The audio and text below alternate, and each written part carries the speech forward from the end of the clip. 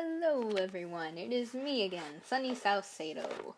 And you all are probably wondering why the heck is this chick talking to me again.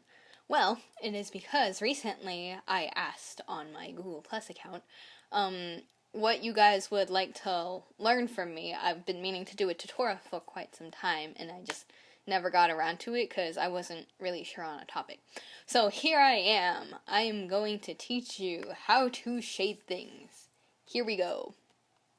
Okay, so as you can see by my lovely model Tabitha here, I already have all my flat colors layered down, and usually what I like to do is I like to put down each of the individual sections in a different layer. So like the skin is on its own layer, and the eyes, and all that fun stuff. Just separated into large chunks. I like to do that to keep it organized. And one of the things that I think is really important if you want some nice, I guess a soft look, is to change the color of the outline from black. Because black is kind of a hard color, and it'll just help soften things up. So what I like to do is I will grab the most predominant color, which in this case is a really dark blue, and kind of darken it, and then just change the color of all the black. And that doesn't really look like it made much of a difference here, just because the blue is already so dark, but if I zoom in, you can see. And if I have a lot of dark colors mixed with lighter colors, what I can do is I can get an even, I guess, a better color to just kind of go over the outline to make it softer. You can kind of see the effect this is having around the hair area. I wanted more of a red look. I'm actually going to cut this part because this is going to take me a while, and I'll come back to you when I'm finished with it.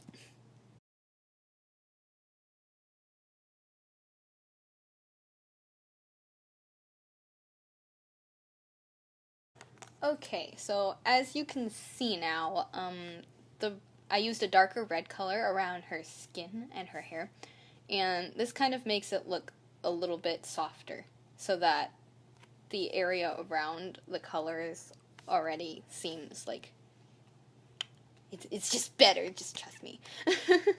Okay, so the next thing that you're going to need to do, by the way, this is Clip Studio Paint. I didn't mention this in the beginning of the tutorial, and I should have. The program I use is Clip Studio Paint, but the brushes that I use to shade my drawings, they should all be available in Photoshop as well, so you shouldn't have a problem with this. So now we're going to make a new layer, and set it to a clipping mask, and this is why I wanted all of the different areas on a separate layer, because this is going to help. We're going to set that layer to multiply and get a soft brush. And then we're going to, for the skin, I'm going to pick, like, kind of reddish color. When you're picking your colors to shade, never use black, like, ever. It makes it look, it makes it look kind of yucky and mucky, and it mucks up the colors, and we don't want that. So I usually pick a nice reddish color for the skin, and I get a soft brush and I just brush over the areas very lightly. Don't overdo it. Just very lightly go over the areas where you know they should be darker. Just a good thing, a tip, is to kind of determine your light source before you get started shading. So like my light source is coming from the upper left corner. I like keeping my light source in the upper left or the upper right, just because it's more natural. But you can pick whichever light source you want. It doesn't really matter. So then after you go over with your soft brush, you're going to make a new layer, set that to clipping mask and multiply as well, and get a nice hard pen. And then what you're going to do is you are going to go around the areas that will cast a shadow, like here at the hair. And I like to do in the eyelids as well. And pay attention to shapes. Think of your drawing as like a 3D kind of shape. So you want to pick out the areas that are not going to be hit by light and kind of go over those. And sometimes if it's easier, you can just go over the whole thing and then go back with your eraser, and that is totally fine. It's up to you. There's no right or wrong way to draw things. You can do it whichever way feels more comfortable to you. So as you can see, the shading looks kind of really dark and not really that appealing. And that's okay, because what we can do is we can just lower the opacity of the shading layer, and all of a sudden it lightens it, and it just looks really nice. And so that's how I like to go about doing the shadows. And like I said earlier, you want to pick a color that's kind of similar to your flat color. So like the skin is kind of a pinkish, kind of tan color. So I like to use red because it makes it look more natural and more alive. It makes the character kind of feel alive, if that makes any sense. Yeah. So I'm just going to go over the areas of the skin here. I'll probably speed this up when I edit it. And I'm going to go over the entire drawing in that process. The same process for each of the things. So, yeah, you're going to want to do the same thing for, like, the dress and the... I'll go over the hair and the eyes in a different way because they are different. There is another way I like to do those. So, I'll get back to you when I get to those parts.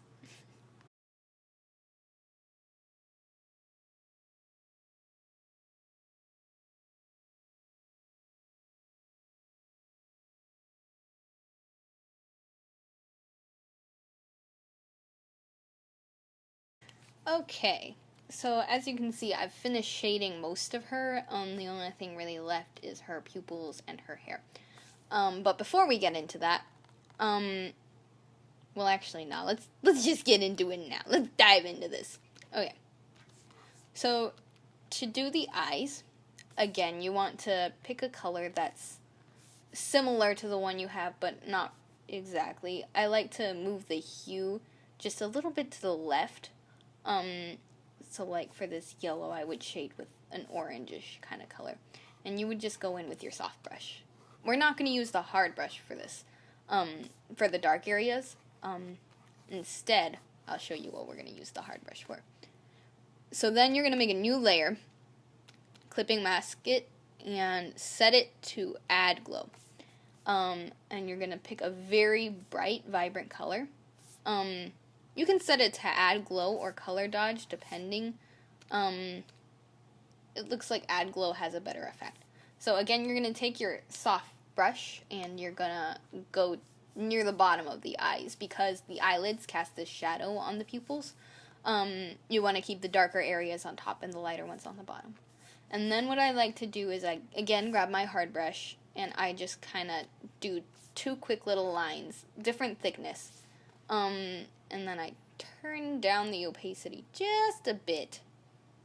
Just so that, okay, maybe more than a bit. I like to keep it so that it kind of helps it to not be so vibrant, but you still want a little bit of that vibrancy. So I set it to 42%, but it really varies depending on the color that you use. And that's how I do my pupils. And when it comes to the hair, same thing. New layer, multiply. I'll pick a reddish color again for the hair. And you go over with your soft brush, usually on the part, and underneath. And because her hair is kind of wavy, I'll just add like a few more shadows there. And turn down the opacity. A little higher, there. Then you do it again, new layer, multiply, and you get your hard brush. And this is important. You want to make sure that the lines of your shading kind of follow the outline. So like my outline is kind of wavy, so I'm gonna want to like make sure that my lines are wavy. And you go over, and I like to go from the top and the bottom, so like you have lines coming from her part and then lines coming from the bottom of her hair, and it just makes it look more natural, and helps later when we highlight it. I'm going to go ahead and turn down the opacity now, because that's kind of harsh. So you just keep going like this until you're happy. Make sure your lines are varying thicknesses too, because if they're all the same thickness, it's going to make the hair look like it's all one big mesh, and it's not good. So vary your thickness. And then for hair, I like to make another multiply layer. And I go over with my hard brush in the areas where like almost no light hits. So like in these kind of areas, I do that, turn it down, and then add more of these to give it like depth. It adds depth to it.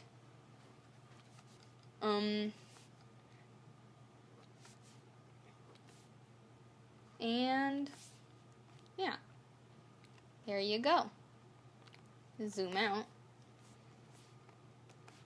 Alrighty, so that's how you do the shadows. If you would like to add a little bit more depth to it, I do add a lot of highlights to my pieces. So we're gonna go into that. You make a new layer, set it to clipping mask. I like to keep it at normal, and get like a pure white color, and to kind of separate the dark areas from each other, I just very lightly make a quick line. And you do that in kind of the darker areas on the side where the shadow is. And it kind of separates the dark areas from each other and makes it look a little bit more dynamic. This is actually something I learned recently, and I'm really proud of myself for figuring it out. I'm not gonna lie to you. So you do that, and you go over. Try not to overdo it. You don't want to put it in all the little nooks and crannies, but it does make the drawing kind of pop a little bit. So I'm gonna go around and do that with the rest of the drawing in a minute. But first I want to show you guys something that I think is cool, because cool things are fun. Make a new layer and set it to color dodge. And if you have like a background color, like say my background color is going to be pink, I'm going to take like a very saturated pink color and my airbrush and just go over the skin. I think actually a more red color would be better for this. And if you kind of see what this does, let me show you. It kind of brightens the image, well, adding a little bit of saturation. So I really like to use this tool for like finishing touches, and to kind of add more dynamics to the darker areas where it's shaded. So I'm going to go around and do that to the rest of the drawing, and then I'm going to come back to the hair, and we will finish up.